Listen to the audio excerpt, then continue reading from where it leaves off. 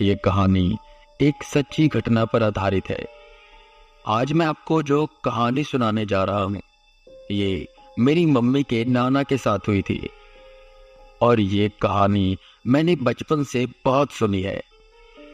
और जब मम्मी को पता लगा कि मैं अब रियल स्टोरीज भी सुनाता हूँ तो उन्होंने कहा कि मेरे नाना की स्टोरी भी सुना दे। तो मैंने सोचा व्हाई नॉट, उनकी स्टोरी मुझे भी काफ़ी पसंद है। उनका भूत के साथ कुछ ऐसा इनकाउंटर हुआ कि वो पागल हो गए और उनकी डेथ हो गई। वो भूत से लड़े थे। तो चलो शुरू से शुरू करते हैं। वो एक छोटे से गांव में रहते थे और तब ज्यादातर लोग खेती बाड़ी पर निर्भर करते थे। तो मेरे मम्मी के नाना के पास भी खेत थे। वो रोज रात को खाना खाने के बाद अपने खेतों में चले जाते थे और वहां उनकी रखवाली करते थे। उस वक्त गांव में बहुत कम लोगों के पास ट्यूबवेल होती थी और उनके पास थी तो कई लोग रात के समय उनके ट्यूबवेल से पानी अपने खेतों की सिंचाई के लिए लेने आते थे। ऐसे ही उनके एक दोस्त रात के समय आए। उन्होंने मेरे मम्मी के नाना को बाहर बुलाया और कहा कि कल रात को उन्हें सिंचाई करनी है तो वो पानी के लिए आएंगे। जिस पर नाना कहते हैं ठीक है, आ जाना। अब अगली रात हुई। वो रात का खाना खाकर अपने खेतों में चले गए रोज की तरह। तो जो कमरा था जिसमें ट्यूबवेल होती थी वही उनका बिस्तर वगैरह रहता था। तो वो वहां लेटे और उनकी आंख लग गई कि अचानक उनके दरवाजे पर किसी ने दस्तक दी और दरवाजा खटखटाने लगा। उन्हें गांव में सब सरदार कहते थे तो कोई सरदार सरदार कहकर चिल्ला रहा था। उन्होंने पूछा कौन है बाहर? जिस पर बाहर से आवाज आई मैं हूं, कल कहा था ना पानी लेने आऊंगा। तो उनको याद आया कि हाँ उन्होंने आना था पानी लेने के लिए। तो वो उठे और उन्होंने जैसे ही कुंडी खोली कि सामने एक काले रंग का साया था जो उन पर लपक गया। उसके बड़े बड़े नाखून थे और उसमें बड़ी ताकत थी। पर मम्मी के नाना भी कम ताकतवर नहीं थे। वो डरे नहीं।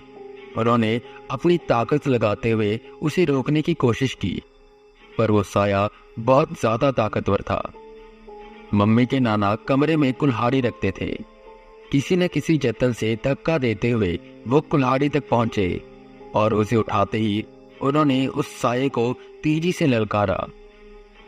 कुल्हाड़ी देख वो साया डरा और वहां से भागा। भूतों को लोहे से डर लगता है, ये हम हमेशा सुनते आए हैं।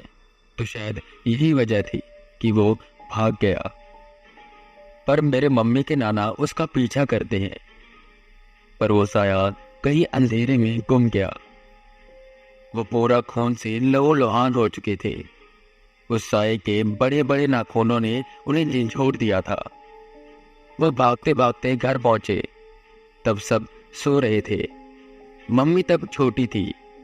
वो आए और चिल्लाने लगे। सबको बुलाकर वो गालियां देने लगे।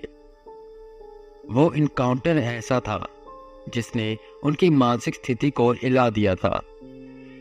उनको ऐसा लहूलुहान देख सब डर गए पर वो काबू में नहीं आ रहे थे। तो घर वालों ने उन्हें नींद से बांधा और अगले दिन एक बाबा को बुलाया। उन बाबा ने उन्हें ताबीज वगैरह बांधे और कुछ पिलाया। जिसके बाद नाना बोले कि उनके साथ क्या क्या हुआ था और इस हादसे के बाद वो पागल हो गए। मम्मी बताती हैं कि उनके शरीर पर बड़े बड़े नाखूनों के घाव के निशान थे जो बेहद ही डरावने थे। और वो हमेशा उनसे पूछती कि आपके साथ क्या हुआ था तो वे बताते। वह पूरे पागल नहीं हुए थे पर उन्हें बस वही एक बात याद रहती जिसे वो ज्यादातर बतबताते रहते। और इसी घटना के कुछ सालों बाद उनकी मौत हो गई। वो बेहद ही बहादुर थे। मेरी मम्मी बताती हैं कि उस समय में बहुत भूत हुआ करते थे और वो उनसे डरते नहीं थे। और जब उनका उस साई से सामना हुआ तो भी वो बहादुरी से लड़े हालांकि वो शायद ज्यादा ताकतवर था। ऐसी ही और स्टोरीज है उनके पास, और मेरे पापा के पास भी, जो मैं बचपन से सुनता आया हूँ। तो वो सब भी मैं आपके साथ शेयर करूंगा, आपको सुनाऊंगा।